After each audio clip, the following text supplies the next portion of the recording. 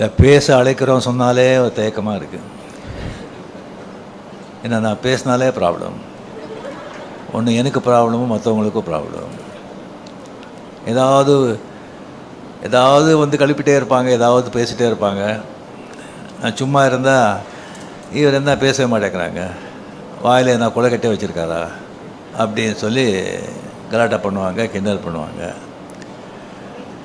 பேசுனா இப்போ பேசு அப்படின்னு சொல்லுவாங்க. மற்றவங்க வந்து இவர் பேசாமல் இவர் பேசியிருக்கக்கூடாது அப்படின்னு சொல்லுவாங்க. ஸோ என்ன பண்ணுறது? ஸோ ரொம்ப நாள் கழித்து நான் தெரிஞ்சுக்கிட்டேன், நம்மளை பிடிக்காதவங்களுக்கு நம்ம என்ன செஞ்சாலும் எது பண்ணாலும் பிடிக்காது. நம்ம பிடிச்சவங்களுக்கு நம்ம என்ன செஞ்சாலும் எது பண்ணாலும் பிடிக்கும்னு நினைக்கிறது முட்டாள்தனம். ஜாக்கிரதையாக இருக்கணும். இந்த விழாவுக்கு வந்திருக்கிற கல்லிப்பள்ளி தானு சார் அவர்களே, தமிழ்குமரன் அவர்களே, கண்ணன் அவர்களே, மதுரை செல்வம் அவர்களே, சிம்ரன்ஜி அண்ட் பத்திரிகை நண்பர்கள் அனைவருக்குமே என்னுடைய அன்பார்ந்த வணக்கங்கள். முக்கியமாக வந்து கமல்ஹாசன் சார் அவர்கள் அண்ட் அஸ்வத் மாரிமுத்து. கமல் சார் வந்து இப்போ சொன்னாங்க வந்து இந்த ஆஃபீஸ் ஓப்பனிங் அப்போவே வந்து டெரஸில் வந்துட்டு ரஜினி இப்போது ஆஃபீஸ் பெருசாக ஸ்டார்ட் பண்ணிவிட்டு இந்த ராஜ்கமலுக்கு ஒரு படம் பண்ணணும் அப்படின்னு. சரி அப்படின்னு சொல்லி அதுக்கப்புறம் அவரும் பிஸி ஆகிட்டார், நானும் வந்து நான் பிஸி ஆகிட்டேன். ஸோ அதுக்கப்புறம் வந்து ஒரு சீரியஸாக சிவாஜிக்கு அப்புறமா வந்து பேசுகிற மாதிரி இருந்தது.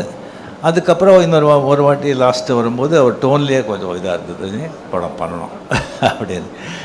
சரி சார் நம்ம பண்ணலாம் அப்படின்னு சொல்லிட்டு இது வந்து டைரக்டர் வந்து ஆக்சுவலாக பார்த்திங்கன்னா அஸ்வத் மாரிமுத்து வந்து இது 4வது டைரக்டர். ஃபஸ்ட்டு நம்ம பண்ணும்போது ரவிக்குமார் ஃபிக்ஸ் பண்ணியிருந்தோம். சரி அது வந்து சரியாக திஸ்டிங் வரலன்னு சொல்லி அப்படியே வந்து இதாகிடுச்சு. அதுக்கப்புறம் நம்ம சுந்தர் சி சாருக்கு வந்து வேறு ஒரு படம் இருந்தது, கொஞ்சம் டிலே ஆகிட்ட மாதிரி இருந்தது. அதனால் நம்ம இது வந்து நான் விலகிக்கிறேன் சார், நம்ம அப்புறம் பண்ணிக்கலாம் அப்படின்னு சொல்லி இதாச்சு.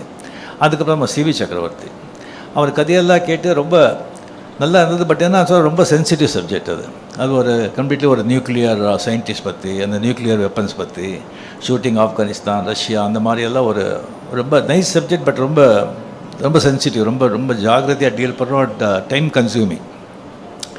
ஸோ அதனாலே வந்து அதை வந்து நம்ம அப்புறம் இது பண்ணிக்கலாம் அப்படின்னு சொல்லும்போது தான் அஸ்வத் மாரிமுத்துவை நம்ம வந்து இந்த படத்துக்குள்ளே வந்தார்.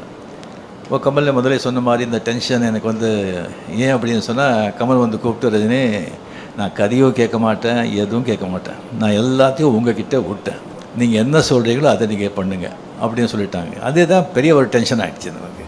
ஃபுல் ரெஸ்பான்சிபிலிட்டி நம்ம போட்ட பிறகு அவ்வளோ பெரிய ஒரு ஜாம்பவான் சொன்ன பிறகு தான் எனக்கு வந்து அதுக்கப்புறம் வந்து அவர்கிட்ட நான் சொன்னேன், இல்லை கமல் சார் இந்த கதையெல்லாம் வேண்டாம், எல்லாம் நம்ம தலையில் கட்டிடாதீங்க, நீங்கள் கதையை கேட்டு நீங்கள் ஓகேன்னு சொன்ன பிறகு தான் நான் வந்து ஃபோர்ஸ் பண்ணி அந்த கதை கேட்டார். ஸோ கதை கேட்டு நல்லா இருக்குது அப்படின்னு சொல்லி இந்த படத்தை வந்து நம்ம வந்து இது பண்ணியிருக்கோம். டெஃபினட்டாக நம்ம என்ன சொல்லி என்ன பண்ணால் கூட அஸ்வத் மாரிமுத்து மேலே வந்து பெரிய ஒரு ரெஸ்பான்சிபிலிட்டி இருக்குது. அதுக்காக எல்லாமே வந்து உங்கள் தலைமையில் நம்ம போட்டுட மாட்டோம். 100% நம்ம எல்லாம் சேர்ந்து it's a group work, it's a combined work, it's a team work. எல்லாமே சேர்ந்து நம்ம வந்து ஓன்லி சக்ஸஸ் நோக்கி தான் நாம் வந்து இதை உழைப்போம். டெஃபினெட்லி படம் நல்லா வருவாங்கிற நம்பிக்கை எனக்கு இருக்குது. Very energetic director, young blood.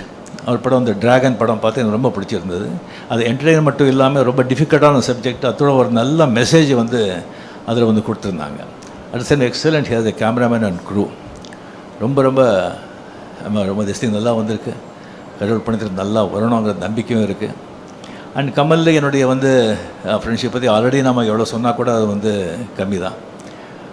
அவர் வந்து எனக்கு வந்து அவர் செஞ்சுருக்கிற எனக்கு வந்து உதவியா இல்லை என்கரேஜ்மெண்ட்டா இல்லை கோஆப்ரேஷனாக என்ன சொல்கிறதுன்னு சொல்லி அதுக்கு வந்து நிறைய பேர் தெரியாது. 75, 76, 77 அவர் வந்து மிகப்பெரிய ஸ்டார். அப்போ தான் நான் புதுசாக வந்ததெல்லாம் இளமை மஞ்சளாகிறது நிறைய பேர் பார்த்துருப்பீங்க. அதில் வந்து எவ்வளோ பெரிய பேர் புகழும் எனக்கு வந்து கொண்டு வந்து கொடுத்த படம் அது. அதில் முதல்ல நான் பண்ணுறதா இல்லை, அந்த கேரக்டர் வந்து ஜெய் கணேஷ் பண்ணுறதா இருந்தது. நான் அது கன்னடா, தெலுங்கு, தமிழில் தான் பண்ணிகிட்டு இருந்தேன். அவர் டேட் கேட்கும்போது டேட் கிடையாது. அப்புறம் கமல் வந்து ஃபோன் பண்ணி இன்சிஸ்ட் பண்ணி, இல்லை சார் இளமை மஞ்சள் ஆகிறதுன்னு போடுறீங்க, நீங்கள் ரஜினி போடுங்க, ஸ்ரீதர் சார்கிட்டே சொல்லி, அதுக்கப்புறம் அவரே என்னை ஃபோன் பண்ணி, ரஜினி நான் கூட டேட்டெல்லாம் அட்ஜஸ்ட் பண்ணி தான் பண்ணுறேன், நீங்கள் பண்ணுங்கள் வாங்க நல்லா இருக்கும் அப்படின்னு சொல்லி அவரால் தான் அது இளமை கொஞ்சம் அழைக்கிறது படமே நான் பண்ணது. அதில் ஒரு சீக்வன்ஸ் வருது, அது படம் பார்த்தவங்களுக்கு தெரியும். கமல் வருவாங்க, நான் இந்த பக்கம் நின்றுட்டு அவர் பேர் கூப்பிட்ற, கமல் இந்த பக்கம் பார்க்குறாரு, இங்கே இங்கே அப்படிங்கிற. இன்னும் ஒரு வருதுக்கு முன்னாலே வந்து நான் டேரக்டர் சார் ஸ்ரீதர் சார் கிட்ட பேசும்போது நான் இப்படி பண்ணுறேன்னு சொல்லும்போது சரி நல்லா இருக்குது, பட் கமல் ஒன்றும் தப்பாக நினைக்க மாட்டாரா அப்படின்னு கேட்டார். இல்லை சார் டெஃபினட்டாக நினைக்க மாட்டாருன்னு. சரி பார்க்கலாம். சரி வந்து வந்தாங்க கமல் இப்படி வந்து நான் வந்து சொல்லிட்டு இங்கே இங்கே கமல் ரஜினி சூப்பர் அப்படின்னு சொன்னார். So sir we appreciated so much, எவ்வளோ அண்டர்ஸ்டாண்டிங் இருக்குது, ஸோ நைஸ் அப்படின்னு. ஸோ ஈவன் அந்த ஆடுபுலி ஆட்டம் அது படம் பார்த்தவங்களுக்கு தெரியும். வந்து ஒரு மோட்டர் பைக்கில் வந்து ஷேவ் பண்ணிகிட்ருப்போம். ஷேவ் பண்ணிகிட்டு இருக்கும்போது வந்து இன்ஸ்பெக்டர் வந்து இன்ஸ்பெக்டர் வந்து வந்துடுவான், போலீஸ் வந்துடுவோம். அப்படியே ஓடி போகும்போது அதுக்கப்புறம் வந்து பைக்கில் போகும்போது அவர் ஷேவ் பண்ணிட்டு தானே இருந்தேன். சரி ஷூட் பண்ணும்போது சார் அந்த ஷேவ் பண்ணிவிட்டு நான் ஓட்டுறேன் அப்படின்னு சொல்லும்போது எஸ்பி முத்துராமன் ஷேவ் பண்ணிவிட்டு ஓட்டுறதா, ஐயோ என்ன இது, அதெல்லாம் வேண்டாம். அப்போ கமல் பக்கத்தில் இருந்தார், சார் நல்லாயிருக்கும் சார் அது, இதெல்லாம் புதுசு, அவர் புதுசு பண்ணால் நல்லாயிருக்கும், இந்த மாதிரி நான் சொல்லிகிட்டே போகலாம். அந்த மாதிரி ஒரு கமல் செஞ்ச அந்த உதவிக்கெல்லாம் என்கரேஜ்மெண்ட்டுக்கெல்லாம் வந்து அவருக்கு வந்து அது வந்து சொல்லிகிட்டே போகலாம் அது வந்து டெஃபினெட்லி. ஸோ இந்த படம் நாம் வந்து பண்ணுறது வந்து ராஜ்கமலில் எனக்கு அவ்வளோ சந்தோஷமாக இருக்குது, அவ்வளோ ரெஸ்பான்சிபிலிட்டியாக இருக்குது எனக்கு. அண்ட் இப்போவும் சொல்கிறேன், கமல் சார் அப்படியே விட்டுடாதீங்க, படத்தில் நீங்கள் பார்த்து அப்பப்போ வந்து உங்களுடைய நீங்களும் இன்வால்மெண்ட் இங்கே இருக்கணும்.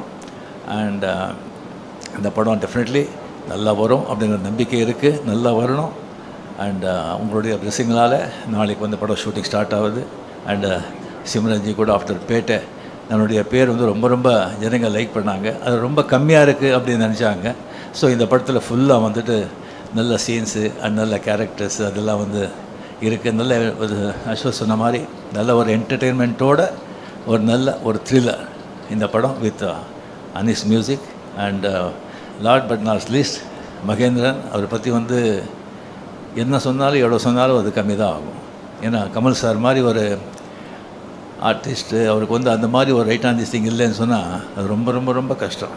ஏன்னா அவருடைய இதே வேறு, அவர் பணம் அது இதை பற்றியெல்லாம் அதெல்லாம் அவருக்கு சினிமா க்ரியேட்டிவிட்டி அதில் தான் ஒரு வாழ்க்கையே. அதுக்கு வந்து கரெக்டாக வந்துட்டு அவர் போக்கில் விடாமல் கொஞ்சம் பிடிக்கிறதுக்கு மகேந்திரன் அந்த மாதிரி அவர் கிடச்சது எனக்கு மிக மிக சந்தோஷம். நன்றி, தேங்க்யூ.